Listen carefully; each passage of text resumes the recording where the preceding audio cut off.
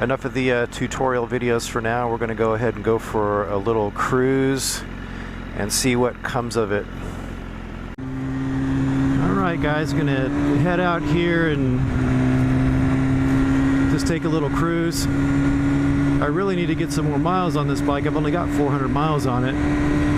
I want to get that brake-in service done so I can go ahead and finish up some other videos that you guys might be interested in, and in particular in user mode. I want to show all of the possibilities and the options there in user mode. Of course, that's an option if you have that package, the Pro package. You end up getting the other two extra modes, Slick and User. But the other thing I'm going to be looking into too is getting the 911 module.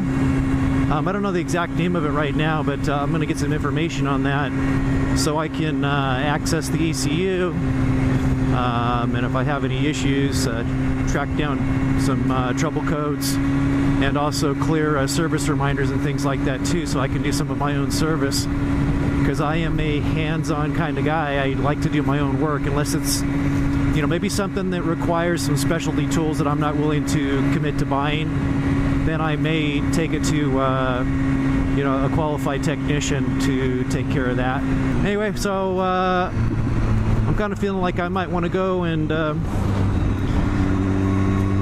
go up to one of the old fires here from a few weeks ago, just down in the foothills here of San Bernardino. So we're gonna go check that out, and I think if anything else that comes to mind, I'll certainly do that along the way. So I think I'm going to stop up here and get a little gas. I'm looking at my range here. I got about, I don't know, close to about 85 miles it says. I don't know how accurate that is, but I'm just going to go ahead and err on the side of caution and get a little fuel before I head out to the mountains. Gas and go, gas and go. Good old California.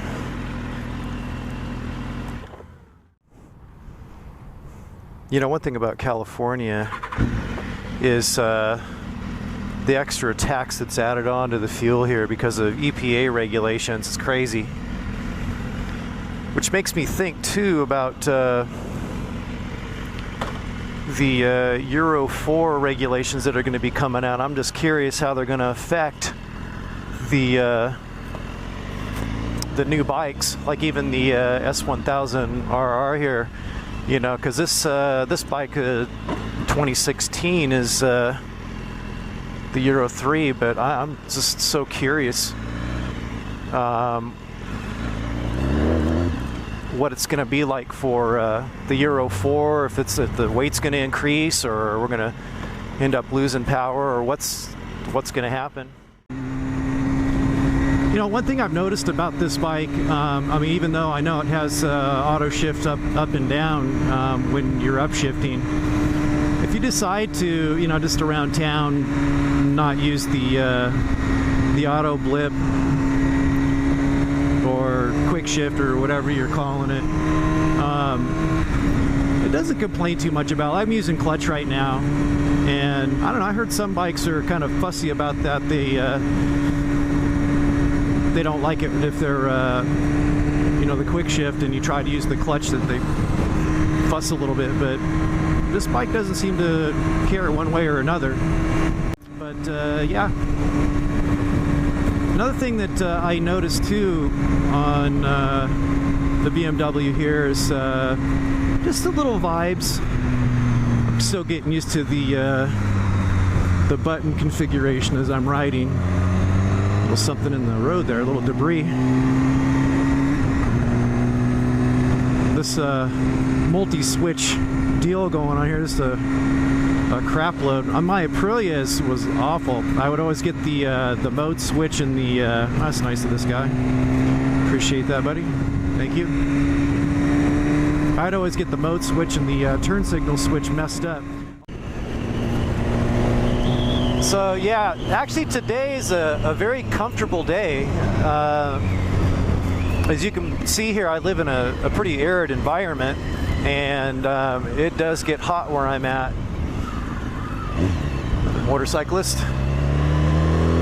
And so it's nice to have the cooler days here, you know, maybe a little hint of fall in the air. So that's kind of nice, although I don't necessarily look forward to winter because it does get pretty cold out here, but not anywhere near as cold as some other places in the United States or around the world. But anyway, so this is the Mojave River right here, and most of the time the water's just running underground. We're on our way over to the foothills. Gotta stand up out of the seat for a second. Anyway, so some of the roads over here are just terrible, terrible roads.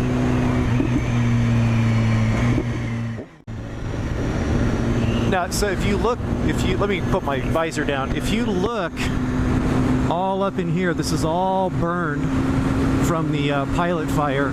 So we'll go up in here, and I just want to give you a little bit better view of it. And it took probably a good week to get this thing fairly well contained. Okay, so this is one of the areas where it burned through here, and you can clearly see the carnage. I'm gonna come up a little bit more up to the crest of the hill, and we'll stop and take a look at the pilot fire here.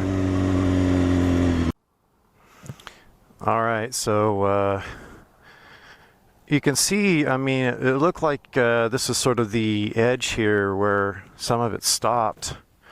We're talking about the pilot fire here, and way down the road there you can see some more red on the ground too, where they dropped the fire retardant. But you can kind of get an idea here in this valley where if you all the way up was completely burned, and even through here you can see too. So you know, it just kind of gives you an idea of the extent of the damage to the area. But luckily here, you know, there aren't a lot of homes, and it's mostly just remote. So I guess that was a positive note. But still, and I know, you know, there's lots of places around that can totally understand this type of thing, especially Australia and some other areas that are very arid, and they don't get a lot of precipitation, and you know, this can be the result. We've been in a big drought in California, and this right here is just an unfortunate side effect of that, but pretty crazy. Yeah, all the way up to the top and probably around the other side of this mountain here too. So yeah, pretty extensive damage. Anyway, so I'm gonna walk back to the Beamer here. What a nice sight that is, though, right? And all of this contrasting surroundings. Anyway, wow, just something. Well, I'm sure over time it'll all grow back, but we need to get some rain. That's the big thing. Yeah. All right. Well, guys, I'm going to hop back on the road here, and I'm going to start heading back. All right, let's hit it.